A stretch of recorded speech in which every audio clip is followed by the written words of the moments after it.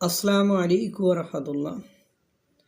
একটা গান মনে পড়তেছে, ওই যে কাল সারা রাত ছিল স্বপনের রাত। এখন ওই গানের আদলে আমার একটা গান তৈরি করে গাইতে মন চাচ্ছে যে গতকাল সারা দিন ছিল ইলন মাস্ক, মোদি, ট্রাম্প আর ইউনুসকে নিয়ে আলোচনার রাত, আলোচনার দিন।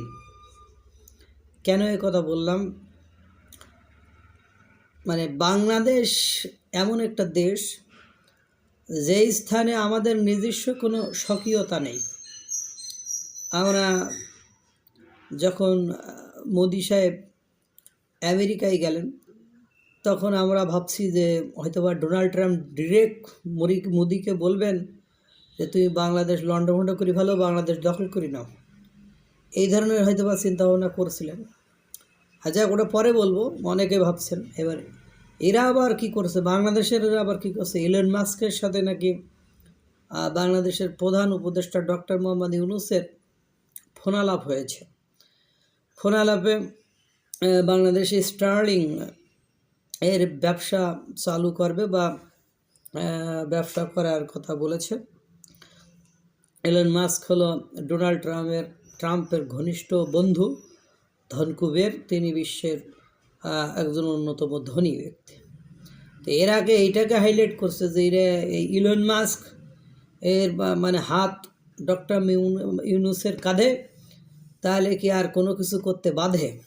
মানে বিষয়টা এরকম হয়ে গেছে। ওদিকে ডোনাল্ড ট্রাম্প একটা বক্তব্যে বলেছে যে বাংলাদেশের বিষয়টি আমি দেখছি না, ওটা প্রধানমন্ত্রীর কাছে ছেড়ে দিয়েছে, অর্থাৎ ভারতের প্রধানমন্ত্রী নরেন্দ্র মোদির কাছে বাংলাদেশের বিষয়বলি বা বাংলাদেশের বিষয়টি ছেড়ে দিয়েছে।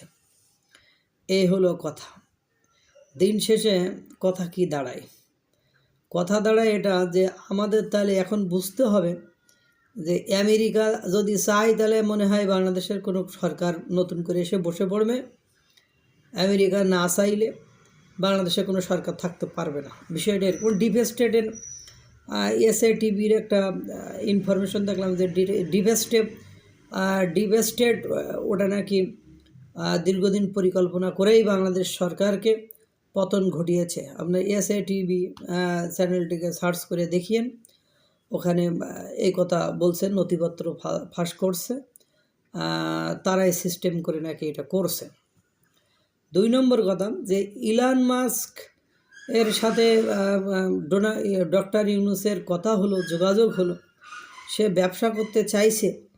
এটাতেই মনে করেন বাংলাদেশ যে খুব বেশি বিপদমুক্ত হয়ে গিয়েছে তা কিন্তু নয়। কারণ ওদিকে মোদি ডোনাল্ড ট্রাম্পের সাথে সরাসরি কথা বলেছে। আপনারা ইতোমধ্যে দেখেছেন বাংলাদেশের মিডিয়াগুলো, এদের ইনফরমেশন বিশ্বাস করা খুব কষ্টসাধ্য ব্যাপার। আপনার যে ফ্রান্সে গেল মোদি, আর সেখানে যে আপনার ওখানকার যে প্রেসিডেন্ট, তিনি যখন বিশ্বের সব বড় বড় বাঘা বাঘা রাষ্ট্রপ্রধানের সাথে সাক্ষাৎ করছিলেন, তখন মোদির হাতে হাত দেয়নি। এটা নিয়ে মনে করেন বাংলাদেশের মিডিয়া পাত্তাই পেল না, তার কোনো সম্মান দিল না, তাকে মানে ইত্যাদি ইত্যাদি, তাকে ছোটো করলো, কত কিছু বলে। তারপরের দিন দেখা গেল পুরো একটা দিন মানে ফ্রান্সের প্রেসিডেন্ট সকল রাষ্ট্রপ্রধানকে বাদ দিয়ে মোদির সাথে একটা দিন সময় পার করেছে। একদিন পুরো, মানে ওই ফ্রান্সের প্রেসিডেন্ট যিনি হাতে হাত দেননি, উনি সারাটা দিন এই মোদিকে নিয়ে ঘুরেছেন, খাওয়া দাওয়া করেছেন, বিভিন্ন অনুষ্ঠানে অংশগ্রহণ করেছেন। মোদিকেই মানে মোদির জন্য এই যে 1 সেকেন্ড বা 2 মিনিট, 1 মিনিট বা 5 সেকেন্ড 10 সেকেন্ডের কর্মার্দন করিনি, এজন্য করে পাত্তা দেয়নি। অথচ তার এগেনস্টে কি করলো সে? তার এগেনস্টে যে দেখা গেল যে ফ্রান্সের প্রেসিডেন্ট তাকে একটা দিন তার জন্য বরাদ্দ করছে, যে তার প্রতি এত ভালোবাসা দেখিয়েছে। তারপরে আবার ডোনাল্ড ট্রাম্প কাছে বাংলাদেশ বিষয়গুলি নিয়ে প্রশ্ন তুললে সেক্ষেত্রে আপনার ডোনাল্ড ট্রাম্প ওই কথা বলেছে যে ওরা প্রধানমন্ত্রীর হাতে ছেড়ে দিলাম বা প্রধানমন্ত্রীর কাছে ছেড়ে দিলাম। এখন ঘটনা এটা দিয়ে এটা বোঝায় না যে ইলন মাস্ক বাংলাদেশে মানে ডক্টর মোহাম্মদ ইউনূসের সাথে ব্যবসার প্রস্তাব দিয়েছে, এর মানে এই নয় যে সব সমস্যার সমাধান হয়ে গেছে। আবার ওদিকে ডোনাল্ড ট্রাম্প মোদিকে কাছে ছেড়ে দিয়েছে, এর মানে এই নয় যে মোদি ইচ্ছা করে যা খুশি তাই করবে। কারণ যে কোনো বিষয়টি একটা পলিসির ভেতর দিয়ে চলে। কারণ হারানো সম্পত্তি ফেরত পাওয়া তো সহজ নয়। এর জন্য ধৈর্য, প্রথমত ধৈর্য দরকার, দ্বিতীয়ত আপনার গুড পলিসি করে তারপরে সেটা পাওয়া যেতে পারে। আমরা যেমন ভাবছি যে মনে হয় অমুক ক্ষমতায় আসলে মানে অমুকের এদেশে ঢুকিয়ে দেবে, আবার ডক্টর ইউনূস থাকলেই যে দেশের কোনো অঘটন ঘটবে না এটারই কিন্তু কোনো গ্যারান্টি নেই। কারণ আপনাকে ভালোবাসছে আপনার ভালো কর্মের জন্য, কিন্তু সেই কর্মটা যদি আপনি বিভিন্ন ক্ষেত্রে অপব্যবহার করেন তাহলে কিন্তু সেটা হিতে বিপরীতে হবে।